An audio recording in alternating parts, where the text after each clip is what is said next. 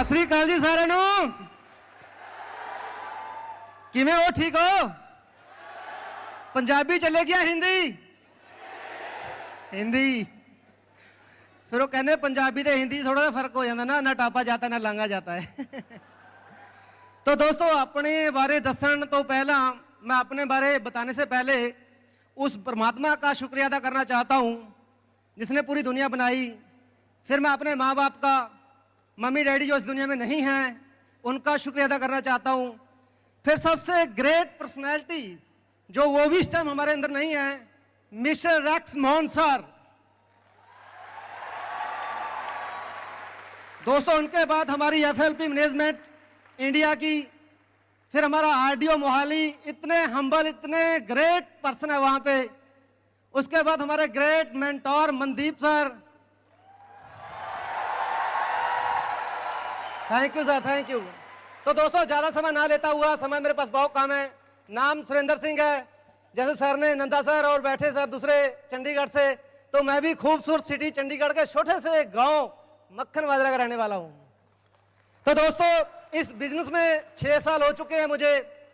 यहां पे आने से पहले मैंने 14 साल खेती बाड़ी की है, साथ साथ मैं गवर्नमेंट कॉन्ट्रैक्टर हूं। मेरे पास वाटर टैंकर का बिजनेस, साथ साथ रेंटल इनकम भी थी मेरी। यहां पे आने से पहले 2.5 से 3 लाख रुपया पर मंथ अर्निंग मैं पहले ही कर रहा था। तो दोस्तों थैंक यू। मेरी बातों का बुरा मत मानना, मैं बैकग्राउंड बता रहा हूं अपनी। मेरे घर में एक अल्टो गाड़ी, फॉर्च्यून गाड़ी, करोड़ रुपए की कोठी, 20 किले का farm house, 4 tractor, 10 tanker, 3 driver मेरे पास थे। तो जब इस बिजनेस में बताया गया मुझे, मैं सीरियस नहीं था।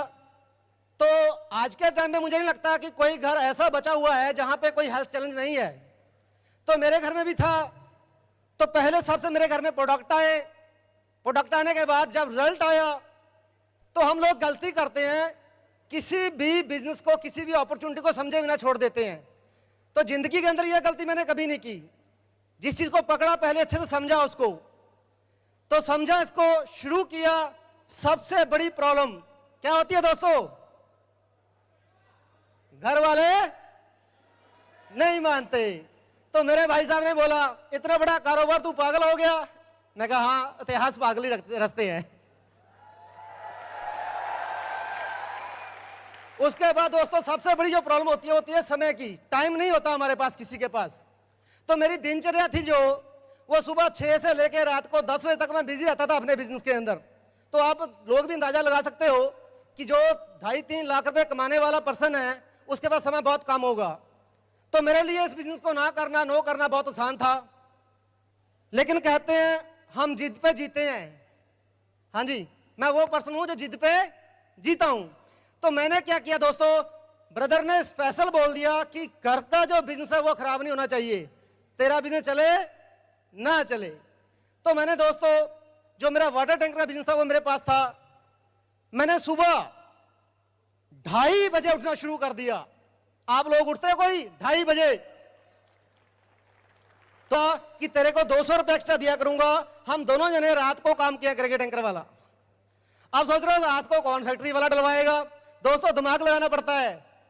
फैक्ट्री वालों को बोला कि दिन में ट्रैफिक ज्यादा होती है, आपका काम पूरा नहीं होता, हम आपके लिए रात को उठा करेंगे। तो दोस्तों इस तरह मैं समय निकालना शुरू किया।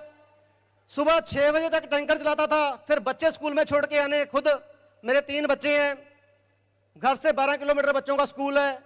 फिर घर पे आके जो 2 ड्राइवर आते हैं उनका काम देखना। उसके बाद मैंने जब से फॉरएवर शुरू किया है, आरडीओ में 11 बजने से 2 मिनट, 10 मिनट, 5 मिनट पहले खड़ा होता था मैं। उसके बाद दोस्तों 1 बजे बच्चे स्कूल से लेने, घर पे छोड़ने। फिर कहते हैं ज्यादा काम सीखा हुआ भी हानिकारक होता है। मेरे घर में एक भैंस थी, 2 गाय, मुझे दूध निकालना आता है। अब घर वालों ने क्या कहा, दूध भी तो नहीं निकालना इनका, और वो भी निकाला। अब पता है थोड़ी बदबू आएगी, फिर परफ्यूम लगा के रखा अच्छा सा, फिर दोबारा आरडीओ जाना। फिर तो रात को 9, साढ़े 9, 10 बजे मैं घर पे जाता था और ओनली 3 घंटे 4 घंटे में सोया करता था। पर दोस्तों मुझे एक चीज पता थी कि सुरेंद्र जो तूने पहले मेहनत की है 15 साल, वो बहुत ज्यादा थी दोस्तों। आज मैं कहना चाहूंगा आप लोगों के सामने कि मैंने, आपने वो देखा डिग्गियां होती हैं गटर वाली, मेरे पास वाटर पंप थे, मैं उनको खुद भी चलाता था, वो काम भी मैंने किया हुआ है। दोस्तों सक्सेस ये अपना जो कहते हैं ना कीमत, वो अदा करनी पड़ती है। हम लोग कीमत अदा नहीं करते। तो दोस्तों बिजनेस के अंदर आया और सबसे जो जरूरी चीज है दोस्तों वो है कि हम करना शुरू कर देते हैं काम को बिना सीखे। ये सबसे बड़ी प्रॉब्लम है। और हमेशा मैंने सबसे पहले नॉलेज लेना शुरू किया, सीखा, 1 साल में मैनेजर बना, अगले साल सीनियर मैनेजर, फिर मैनेजर रिट्रीट हुई, फिर कारपोरेट लेवल 1। अगली जो अचीवमेंट है शायद थोड़ी देर में पता लगेगी आप लोगों को।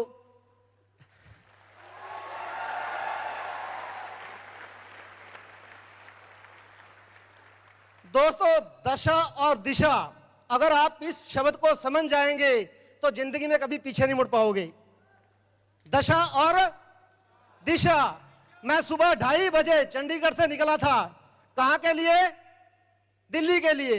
सोचिए मैं अपनी गाड़ी का जो फेस था वो शिमला की तरफ कर देता तो कभी दिल्ली आ पाता? मैं नहीं आ पाता। दोस्तों हम अपनी कभी भी दशा चेक नहीं करते कि जो हम काम कर रहे हैं क्या हमें वो अपनी मंजिल पे ले जा सकती है। तो मैं अपने घर की बात करता हूं दोस्तों। मेरे दादाजी 105 साल होके गुजरे, जिंदगी के अंदर 60 साल मेहनत की उन्होंने। फादर साहब 50 साल में एक्सपायर हो गए, 20 से लेके 50, 30 साल उन्होंने काम किया। कितना हो गई टोटल? 60 और 30 90, 15 साल मेरी खेती बाड़ी लगा लो साथ में। 105 साल में मेरे घर में अल्टो नहीं आई थी। सोचिए मेहनत में कमी थी? नहीं। किस में? दिशा। मेरी दिशा ठीक नहीं थी, दशा ऑटोमेटिकली खराब थी। फॉरएवर में आया, दिशा पकड़ी, दशा